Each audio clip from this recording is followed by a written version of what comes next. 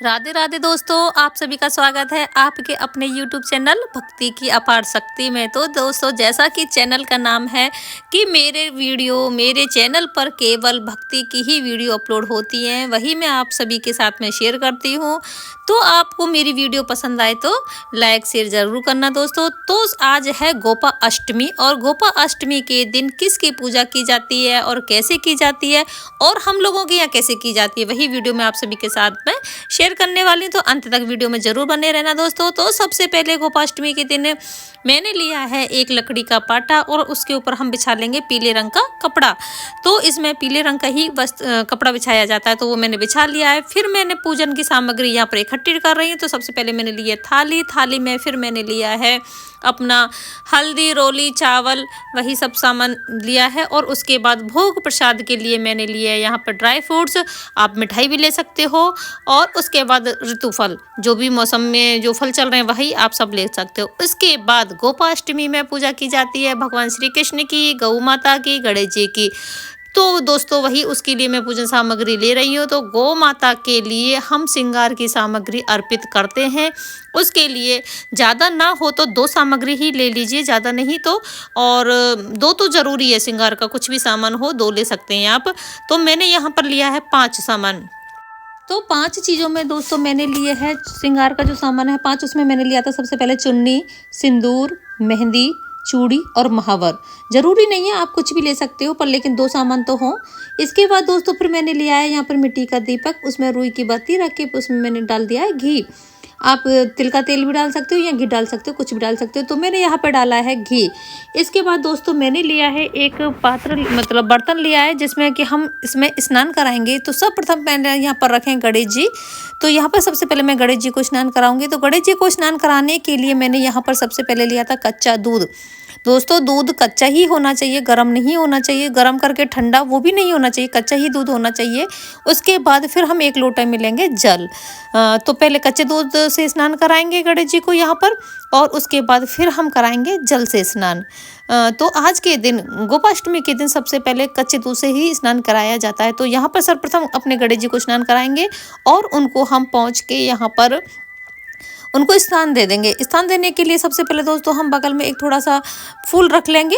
फूल के ऊपर ही हम गणेश जी महाराज को बैठाएंगे। तो यहाँ पर हमने गणेश जी को आसन दे दिया है। और उसके बाद दोस्तों फिर हम करवाएंगे अपने लड्डू गोपाल जी का स्नान।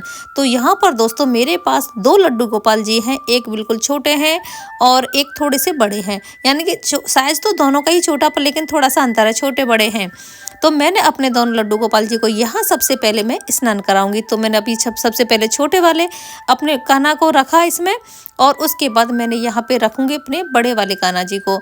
तो दोनों को मैंने अपने वस्त्र उतारे, इनके उतार के दोस्तों फिर मैंने दोनों को स्नान करवाया। तो स्नान के लिए भी यहाँ पर मैं दोस्तों सबसे पहले फिर कच्चे दूध से स्नान कराऊंगी इनको, और उसके बाद हम करवाएंगे इनका जल से। तो इस तरह से दोस्तों गोपाष्टमी के दिन की पूजा सरल पूजा विधि है दोस्तों। इसी तरह से हम लोगों के यहाँ जो होता है वही मैं आप सभी के साथ में शेयर कर रही हूँ। तो यहाँ पर मैंने करवा दिया है इनको कच्चे दूध से स्नान, और इसके बाद फिर मैं करवा रही हूँ उनको जल से स्नान। तो दोस्तों अच्छे से अपने अंगूठे का इस्तेमाल ना करते हुए अपनी उंगलियों से धीरे धीरे करके हम यहाँ पे स्नान करा देंगे, क्योंकि अंगूठे का स्नान थोड़ा सा वर्जित माना जाता है। पर थोड़ा बहुत लग जाए तो कोई बात नहीं है। फिर भी मैंने दोनों को यहाँ पर स्नान करवाया। इसके बाद दोस्तों गोपाष्टमी है, तो यहाँ पर गौ माता का भी हम यहाँ पे स्नान कराएंगे। तो गौ माता को भी मैंने यहाँ पर पात्र में रख दिया। आपके पास जिस भी धातु की गौ माता हो उसका यहाँ पर उनको स्नान करा सकते हैं, चाहे आपके पास तांबे की हो, पीतल की हो, या चाहे संगमरमर की हो, किसी भी तरह की कोई भी गौ माता है उनको यहाँ पर स्नान कराएंगे। तो दोस्तों ये तो पूजा होती है हमारे घर में, जो हम घर में करते हैं। और एक पूजा होती है गोपाष्टमी के दिन, मतलब बाहर जाकर गौ माता की पूजा करें। तो मैं यहाँ पे सबसे पहले उनको पूजा कर रही हूँ यहाँ पे घर में। तो घर में जो मेरे पास मूर्ति हैं जो उन्हीं की मैं पूजा कर रही हूँ। उसके बाद फिर पूजा होने के बाद शाम के टाइम पर मैं गौ माता की पूजा करने के लिए बाहर भी जाऊँगी।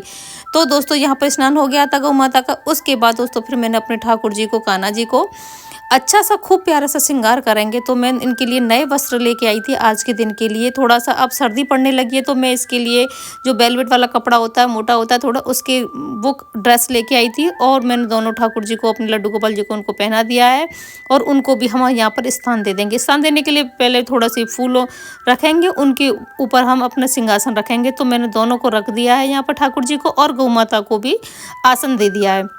इसके बाद दोस्तों हम जल थोड़ा सा अर्पित करेंगे भाव स्वरूप में। उसके बाद हम यहाँ पर पूजा स्टार्ट करेंगे। तो पहले मैंने दीपक को रखा। दीपक को रखने के लिए भी जो दिया रखते हैं, हम दिया जलाते हैं, प्रज्वलित करते हैं, उसके लिए भी हम पहले फूल रखेंगे, उसके ऊपर हम मिट्टी वाला दिया रखेंगे। तो यहाँ पर मैंने अपने दिए को जला दिया है। दिया जलाने के बाद सबसे पहले हम गणेश जी को तिलक करेंगे। अब यहाँ पर हमारी पूजा स्टार्ट होती है। तो दोस्तों सबसे पहले मैंने गणेश जी को तिलक किया। तो पहले हम तिलक करेंगे चंदन से। तो मैंने गणेश जी को, ठाकुर जी को और गौ माता को चंदन का तिलक किया। इसके बाद फिर मैंने उन पर रोली का तिलक किया, चंदन का किया, फिर उसके बाद रोली का किया। और उसके बाद फिर हम लगाएंगे यहाँ पर चावल समर्पित करेंगे, उनके चावल लगाएंगे। अगर एकादशी होती है तो चावल का यूज़ नहीं करते हैं दोस्तों, लेकिन आज अष्टमी है तो हम चावल चढ़ा सकते हैं। तो चावल चढ़ाया मैंने। और ठाकुर जी, गणेश जी और गौ माता की पूजा करने के बाद हम दीपक का भी, दिए का भी पूजन करते हैं। तो उसके लिए भी मैंने वहाँ पर रोली चढ़ाई। उसके बाद फिर मैंने चावल चढ़ाए और इसके बाद हमने इस तरह से हमने दिए का पूजन किया। उसके बाद हम फूल समर्पित करेंगे। तो जो भी फूल आपके पास हो वही हम चढ़ा सकते हैं। तो मैं यहाँ पर गुड़हल का फूल चढ़ा रही हूँ। तो मैंने यहाँ पे फूल चढ़ाए। उसके बाद हम वस्त्र स्वरूप कलावा समर्पित करेंगे। तो ठाकुर जी को तो मैंने नए वस्त्र पहनाए थे। उसके बाद मैंने गणेश जी को और गौ माता को कलावा चढ़ाया। इसके बाद हम अपने श्रृंगार का जो सामान था वो गौ माता पर चढ़ाएंगे। तो सबसे पहले मैंने यहाँ पर चुन्नी चढ़ाई गौ माता को, और उसके बाद जो श्रृंगार का सामान है वही भी यहीं पे मंच के रख देंगे।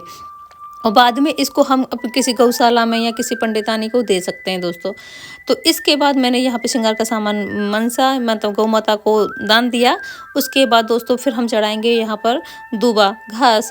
तो मैंने गणेश जी को दूबा चढ़ाई। उसके बाद फिर गौ माता को भी चढ़ाई, क्योंकि आज के दिन गौ माता को घास का बहुत महत्व होता है दोस्तों। तो यहाँ पर मैंने थोड़ी सी उनके दूबा चढ़ाई। फिर इसके बाद हम भोग प्रसाद फल समर्पित करेंगे। तो जो मैंने भोग प्रसाद में यहाँ पर दोस्तों मैंने लिए थे ड्राई फ्रूट्स में थे मखाने और किशमिश। तो पहले मैंने गणेश जी को समर्पित किए, फिर ठाकुर जी को किए। तो ठाकुर जी के लिए जो हम समर्पित करेंगे उसमें हम तुलसी का पत्ता जरूर रखेंगे दोस्तों। तो मैंने यहाँ पर उनके प्रसाद में तुलसी रखी, और फिर उन पे जल का एक लोटा भी ठाकुर जी के पास रखेंगे, उसमें भी तुलसी का पत्ता डाल के ही रखेंगे। तो इसके बाद दोस्तों इस तरह से हम कुछ पूजा करेंगे। उसके बाद फिर हम अपनी धूप बत्ती जलाएंगे, धूप दीप दिखाएंगे ठाकुर जी को, गणेश जी को, गौ माता को। और उसके बाद हम गोपाष्टमी की जो कहानी होती है उस कथा को पढ़ेंगे। कथा पढ़ने के लिए दोस्तों हम हाथ में थोड़े से फूल और चावल लेंगे। उसके बाद हम कथा पढ़ेंगे, और जब हमारी कथा हो जाएगी तो जो हाथ के फूल और चावल हैं वह हम ठाकुर जी पर उस पर समर्पित कर देंगे, गणेश जी पर। और उसके बाद दोस्तों हम करेंगे अपनी आरती। तो यहाँ पर मैं कर रही हूँ आरती आप सबसे पहले करेंगे गणेश जी की, और उसके बाद आप करेंगे ठाकुर जी की। ठाकुर जी की आप या तो कोई सी भी कर सकते हो, ओम जय जगदीश वाली भी कर सकते हो, या कोई सी भी आरती हम कर सकते हैं। तो यहाँ पर मैंने गणेश जी की उसके बाद मैंने ओम जय जगदीश वाली आरती की, और उसके बाद इस तरह से हमारी यहाँ पर ये पूजा संपन्न हुई दोस्तों। और हमारे जो भी गलती हुई उसके लिए हम क्षमा मांगेंगे।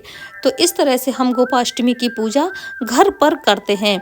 और उसके बाद दोस्तों फिर शाम के टाइम पे हम जाएंगे गौ माता का, क्योंकि दिन में तो गौ माता हमें यहाँ नहीं मिलेंगी, तो हम घर से बाहर जाके गौ माता का पूजन करेंगे। पूजन करने के लिए दोस्तों शाम हो चुकी है, और अब मैं जा रही हूँ शाम के टाइम पे गौ माता की पूजा करने के लिए। तो सबसे पहले मैंने लिया थाली में वही हम रखेंगे हल्दी, चावल और जल रखा मैंने यहाँ पर, इस तरह से रखेंगे। तो और मैंने यहाँ पर लिया गुड़, और लिए मैंने यहाँ पर 2 रोटी बनाई थी जो गऊ के लिए बनाते हैं हम सुबह, वही रोटी थी। तो रोटी ली हैं, और चना की दाल लिए, उनको मैंने थोड़ा सा 1 घंटा 2 घंटा पहले भिगा के रख दिया था।